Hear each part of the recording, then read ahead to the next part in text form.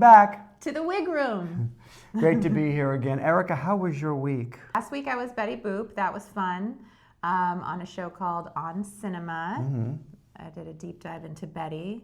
I studied her all week. That was the first time you'd ever done her. Mm-hmm. And if you don't know who Betty Boop is, she was an iconic cartoon character from the 20s. Who doesn't know Betty Boop? I think a lot of people don't know who Betty Boop is. Betty Boop started as a cartoon in the year 1930, and they used to put these cartoons, like 5 to 7 minute cartoons, before films in the theater. Okay. As like preview, like what we do now as previews.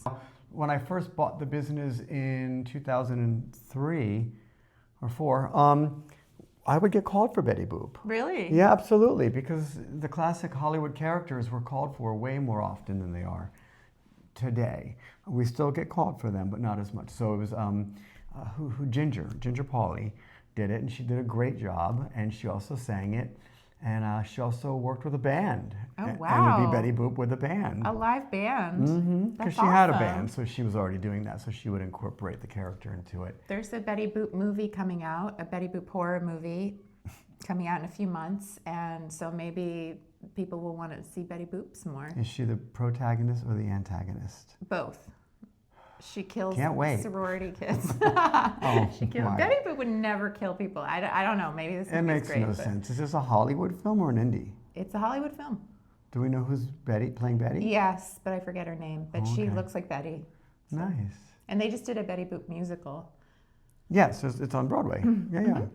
So today we are going to be talking about the celebrity impersonation world and the history of, which we talked about briefly the last time. And so we're going to reiterate a few things. I had talked to Erica about how I purchased the business from Brian Mulligan, and it was called Mulligan Management. And at that time, he was the first owner of Celebrity Impersonator business on the West Coast since 1987. Okay, and we talked a little bit about the difference of what it was then and what it is today. For instance, it was just highly sought after. The novelty was fresh and new. So folks like Cher or the Rat Pack, Elvis Presley, were highly sought after, and they would take very good care of them, like when you were taken care of as Marilyn Monroe. And they flew them all over the world, and they flew them business and first class, put them up in 5-star hotels. I mean, we're lucky to get a 2.5-star these days. We book our own travel. Yeah, we book our own travel, and it's certainly not business class unless we've got miles. But they really didn't have impersonators before the 80s. Like, didn't they have Elvis impersonators? Well, Elvis has always been, I'd like to actually look back to see when Legends in concert, which is in Las Vegas, first started, because that would tell us, because Legends is the first. But I don't think it's, I think it's the 80s, So, but there were like vaudeville performers that would be impressionists, and they would do voices and stuff. True. But they wouldn't do the look. Yeah, and that's an interesting point, because impressionists are very different. And some people are actual impersonators and impressionists. Like, they have the voice, the look, and the whole thing. I also wanted to talk about the difference between impersonation, lookalikes, and tribute artists. So some say, well, what are you talking about? Well, we're referred to as lookalikes a lot. And then you might get some shit about it, because it's like, okay, I don't think that person really looks that much like that character. And also, if they do look a lot like the character, the person might not necessarily be an actor or a performer. They might just be a regular person that happens to look a lot like who the celebrity and that decided to take advantage of that. I have for instance, Lyndall. Lyndall was the #1 Arnold Schwarzenegger. He was an architect and a contractor, and he lived on Northern California. And I guess enough people said to him, you look a lot like Arnold. And so he took it on. He was also, built like him, maybe a little shorter, and he learned the character, learned the voice, and he would do presentations as him. Like, it took him a while to get there. But what kind of presentation? oh, you know, when somebody asks you to MC something or introduce the president because they're doing an award to the CEO, and who better than at the time the governor to come out and do it? Who's not really the governor, it's you know, Lindell. And there's been a couple of others that I've worked with like that have been. David Siegel, who does George Clooney. Okay. David Siegel's one. There was a woman down in Maryland who did, oh goodness, was married to Brad Pitt. Angelina Jolie. Angelina Jolie. And she, I don't know what she did beforehand, but she ended up being like the top Jolie and traveled everywhere. And it was night and day from the first time she did it until, you know, more recent times, because she has learned so much. Anyway, I've gone off track. Where are we? We were talking about lookalikes, the difference between lookalikes, impersonators, and tribute artists. So we talked about lookalikes. So what's now the difference between a lookalike and an impersonator? Impersonation, I think, is somebody who may not look quite as much like, but understands the character, can perform live as a singer as them, which also bleeds into the tribute artist. But impersonator, you have to have that character down. Like, I'm a Joan Rivers impersonator, I think. I look like her too, Yeah. but that's taken a while. I haven't always looked as good as I do now as her, but I've learned that character. That was an easy one for me for whatever reason. When you say you look more like her now, do you mean because you've perfected the makeup look and the wig and Absolutely. I've spent some money and time, you know, and you know, we're just poor actors to start with. And so, you know, who wants to throw down $500 on a costume and a wig?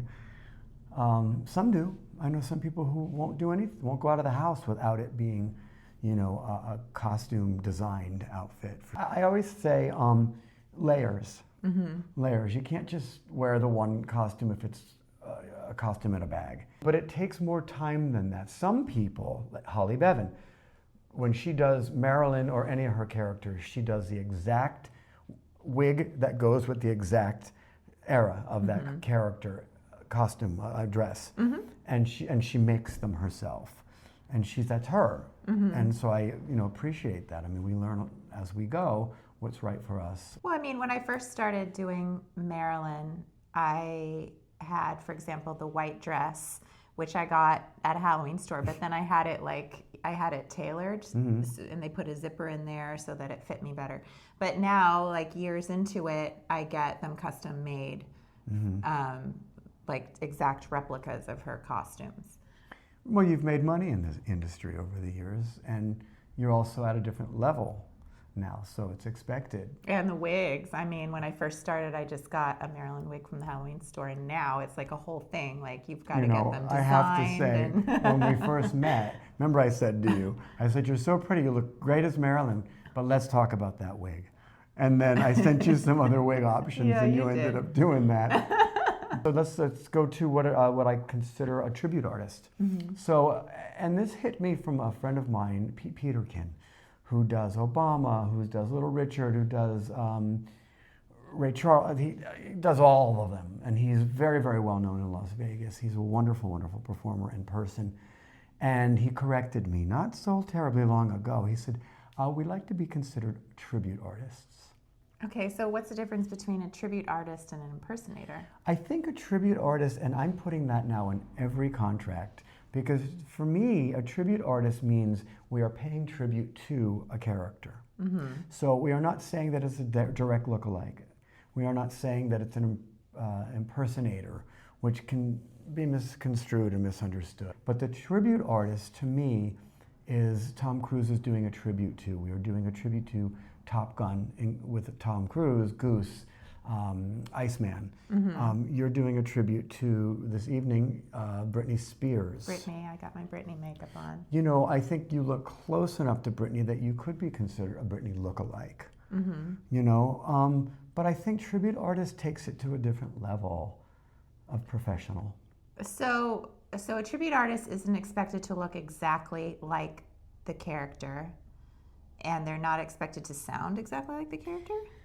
A tribute artist, look, at the end of the day, when I ask how the event went, I need for them to say it was fantastic, because that person brought such an amazing performance and life to the character they hired. So it's like they're celebrating the character, and the people get to celebrate the character. I think the person who considers himself a tribute artist is that person who's done the research, done the work to step into that room as that person confidently. And also, like, they probably have some ownership over the act. So they're not just like an actor or a singer or a dancer that you hire and you give them the costume and you give them the wig and you throw them on stage. They're somebody who has taken it upon themselves to do the research and track and put down. together a show. Like you will put together a show of a compilation of songs with dances, costume changes, how we're welcoming the guests. I mean, it's when we get there, they're expecting us to take the lead. And now we're going to talk about who were the players and where are they now. This is important to me because I've been around a while, and so have you. So you want to go first? Well, sure.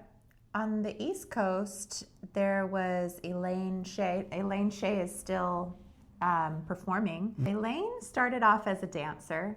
And I believe she was at like Studio 54 in the Limelight, and she started doing Marilyn Monroe in the 80s. Okay. And she's so beautiful and so glamorous, and she doesn't even have to wear a wig. She has the blonde hair, and she looked just like Marilyn. She started doing Marilyn there on the East Coast, and she was very successful and continues to be. She got so deep into the Marilyn role that she got the opportunity to meet this woman, Lena Pepitone, who was Marilyn Monroe's maid. In fact, she says that Lena was the one that sewed Marilyn into the Happy Birthday gown. Oh, wow. That she sang Happy Birthday for JFK. And so she made friends with Lena. And Lena has since passed away, but she was living around Midtown, Upper East Side in an apartment that Marilyn had purchased for her. And so when I first started doing Marilyn, I reached out to Elaine because she runs an impersonator agency. And so she started booking me as Marilyn, and she also took me under her wing a little bit and taught me how to speak as Marilyn, how to be like heard in a big, in a big room or on stage, even with your little whispery voice. Right, and it's tough. Yeah. And she also... I got some costumes from her. She gave me some of her costumes. Wow. And she introduced me to Lena. So I got to meet her. But so I would say Elaine. Okay, Elaine Shea. On the East Coast. And I know that name. So I'd say on the West Coast, for me, obviously, Brian Mulligan, who was the owner, he was doing Charlie Chaplin. So he was well known as that character, which I then took his costume when I purchased the business. And I've been wearing that same costume ever since. Oh, wow. I think I've changed out the vest, maybe. Or just maybe sewed it and added a button. Very good care of it. I don't know, but it was such a great costume, and people always love it. So anyway, so Brian Mulligan for one, and I think I talked the last episode about how I met Brian, which was through Alyssa Negrin, who was the top Cher impersonator out here, who has since passed. And when I talk about where are they now, it's sad because many of them are gone. Michael Sherman is gone. He did, he did Bogart. He did several of the characters that I used to book him as. Todd, who played Mick Jagger, is gone. Anyway, I'm not going to harp on that, but we're all just passing through, and it happens. But they were the people who laid the groundwork. What do we think about the newcomers? There were times a decade ago when I was in the room with some of the old school and some new school, and they were not very nice. The old school was not nice to the new school? And I'm not going to name names, but there was judgment and there was unkindness. and I did not like it. So I was playing Britney, and Kevin booked a Justin Timberlake who looked exactly like him. But he was very young, and he didn't really know anything about Justin Timberlake. He's also a singer in his own right and a songwriter. But he just was more, I would say, in the lookalike category because being a newcomer, he didn't understand certain things about the business. He didn't understand that you don't really break character and sing one of your own songs. You don't. Did he do that? He tried, but they wouldn't let him. Yeah. But, I mean, the attitude of, like, why would you get upset with somebody just because they don't know better? It's more like, you just kind of show them the way to do it. Right. And that because, you're a different person. You're a kind person. That's an interesting story. He was a great kid. He's still alive. Oh yeah, he's still alive. Here's what I'll say about that. People don't understand the value. Actors, singers that have come here, dancers that have come here, didn't come here for that. And there aren't a lot of new characters that they can relate to that have longevity. Meaning, look at Cher, look at Michael Jackson, look at Tina Turner. They had decades, different costumes, different iterations of music. Mm-hmm. And so as a performer, you can take all that on. Mm-hmm. So for instance, I brought this young woman on to do Rihanna and booked her to sing 2 songs. She knew every Rihanna song. She's like, I'll do whatever. Put it together, showed up, looked fantastic, performed well, did a great job. I said, I think you could also do Tina Turner because there wasn't a local Tina, or I needed a local and there wasn't anybody available. And it just seemed like trying to get her costume, get her interested enough. You mean because she didn't feel a connection to Tina, so she didn't understand that other people would appreciate it? Maybe, or just, I think people smoke a lot of pot. What do you mean?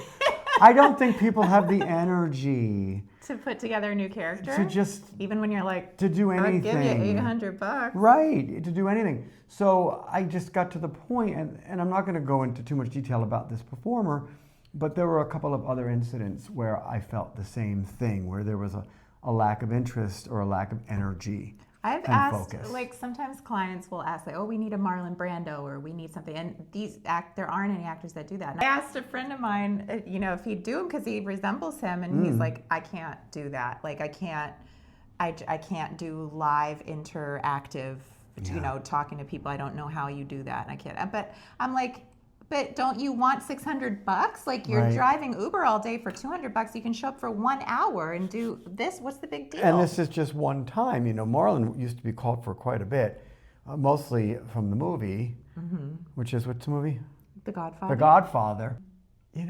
It takes that theatrical actor who loves doing character work, which is more East Coast. So that's the difference between then and now. Did we cover that?